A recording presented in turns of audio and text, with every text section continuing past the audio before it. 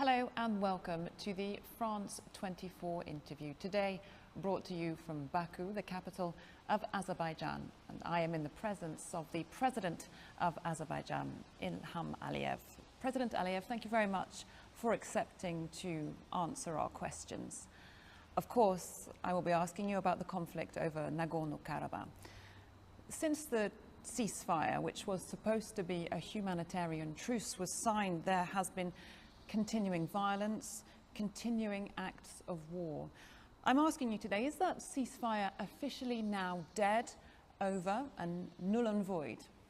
It depends on the behavior of Armenia, because we are always committed to our responsibility, and the decision to announce a ceasefire on humanitarian grounds, as you know, came from Russia, and we supported it because I think it was the right decision in order to exchange the bodies of the dead soldiers and also hostages, and also to continue the activity on the negotiation table, because the declaration which was announced in Moscow actually provided that negotiations will be based on the basic principles.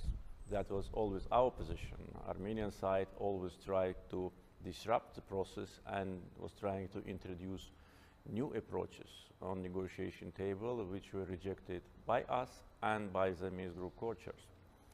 And the most important part of the declaration, also along with other issues, was that the format of negotiations will be unchanged. And that's very important because for broad international audience, maybe it's not very clear what it means.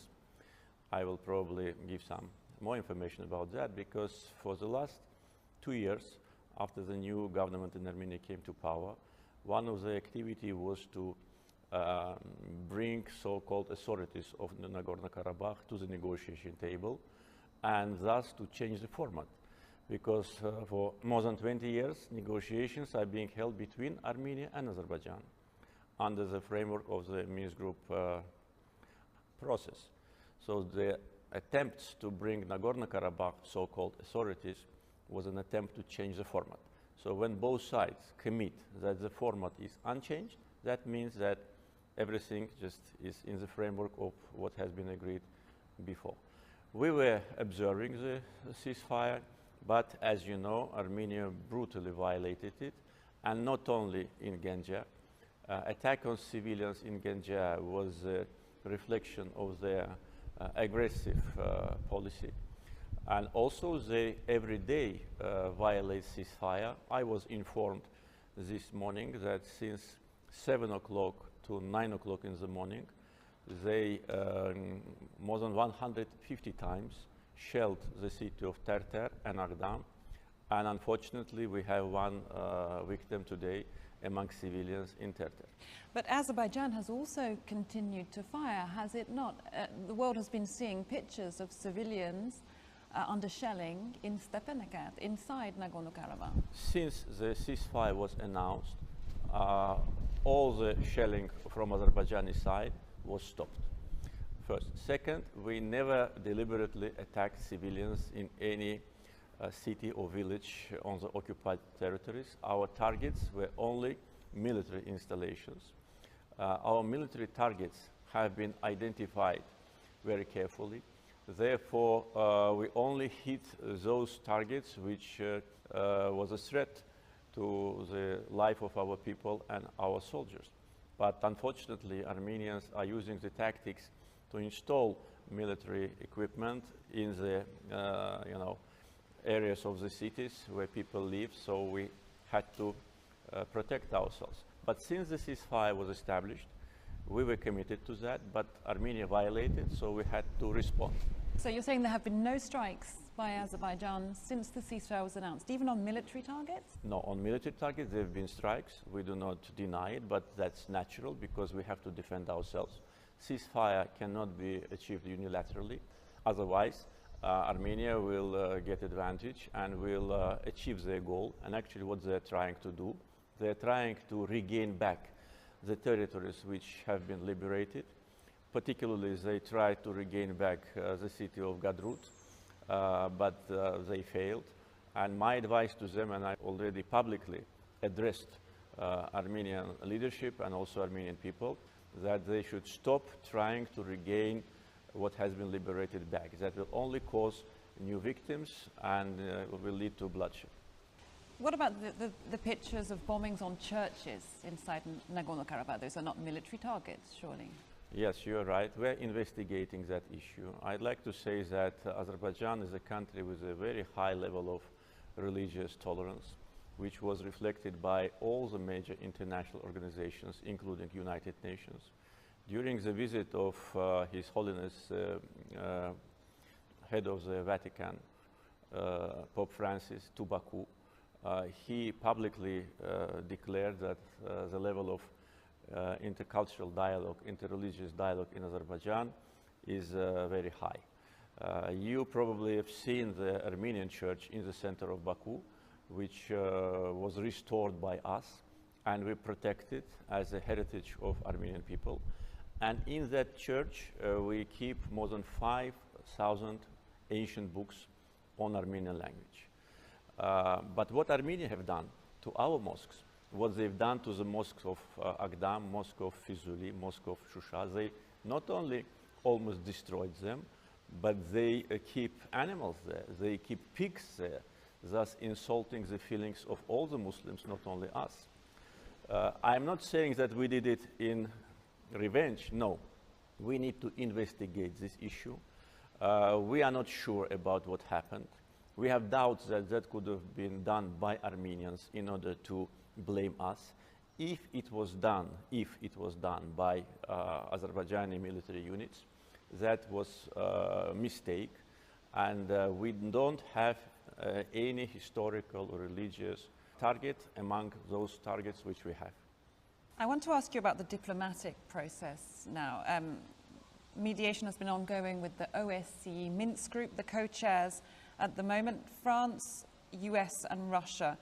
Do you think that structure should remain, that France should remain a co-chair in those negotiations? We're receiving the contradictory statements and some messages from the very beginning of the outbreak.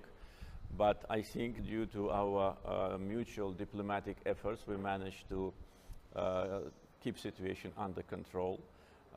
As you know, I received several phone calls from President Macron, and our last conversation was very positive.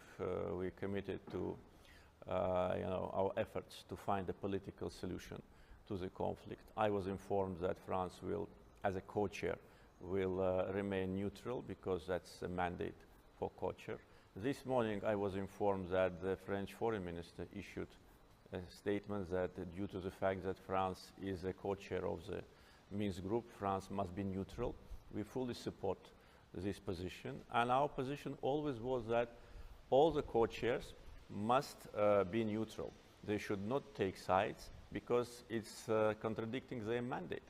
In a national capacity, every country has allies, friends, with some countries more active relations, with some countries less active. This is normal, and no one is objecting that. But if some countries have a mandate to be a mediator, of course, both sides, I'm sure Armenia and Azerbaijan, expects neutrality, and we see this neutrality now. Therefore, I think the issue which you are referring to now is over, and so we close that page. In previous interviews, you've called for an apology from Emmanuel Macron after his remarks saying that 300 fighters from Syria had been brought to fight for your side. When you last spoke to him, did you speak about this issue, him accusing mercenaries of fighting for your side? Yes, of course. Yes, we spoke about that, and I was still waiting for evidence. No evidence was presented to me. No evidence was presented to our other officials. I asked the French president to give evidence and to organize contacts between the heads of corresponding state units in order to talk, in order to exchange this information. And these contacts happened. And I can tell you that no evidence was presented to us. Therefore, if there is no evidence, I think these rumors should also be left back in the history. We don't have mercenaries. This is our official statement. And since the outbreak already more than 2 weeks passed, not a single country presented us a single evidence of that. And moreover, we don't need that. We have an army of more than 100,000 fighters, and what we are doing now on the ground demonstrates that our army is capable to liberate its lands itself. France's Foreign Minister Jean-Yves Le Drian has said that there is Turkish military involvement which risks internationalization of this conflict. Is he wrong about that? Yes, he is wrong about that. Turkish military involvement is another fake news. There is no military involvement of Turkey. We are using Turkish military equipment, this is true, but we are using military equipment of Russia, military equipment of Israel, military equipment of other countries. And we buy this military equipment, unlike Armenia, which gets it free of charge. Turkey is in no way, other than political, is present in the process. There are no Turkish forces. Turkish F-16, they are here, but they have been left here after the joint military training. By the way, last year we had 10 joint military training with Turkey, including Air Force. This year, due to pandemic, we had only 2, and it happened that just after the military training, this outbreak happened. So we decided to keep F-16 on the ground, and they are on the ground. They are not in the air. How many Turkish drones are you deploying? We have enough in order to achieve our targets. I think that you can understand me that this is information which I prefer not to disclose. But are they making the difference in this conflict? Of course, they are very modern, sophisticated weapons, and I can tell you only by the drones which we acquired from Turkey, we destroyed Armenian military equipment worth $1 billion, only by the drones. And of course, we are using other drones, as you know, from other sources. We are using artillery, we are using broad range of military equipment, but only the drones made a damage to Armenia worth $1 billion, and that's a serious damage for them. I wonder where did they get so much money to buy all this equipment? Probably they got them free of charge. I'm afraid we'll have to leave it there. So many more questions, of course, we could ask you, but thank you very much, President İlham Əliyev, for answering our questions today. And thank you at home for watching. Do stay tuned to France 24. More international news coming right up. Thank you very much. It was very interesting to talk to you. Thank you. Thank you.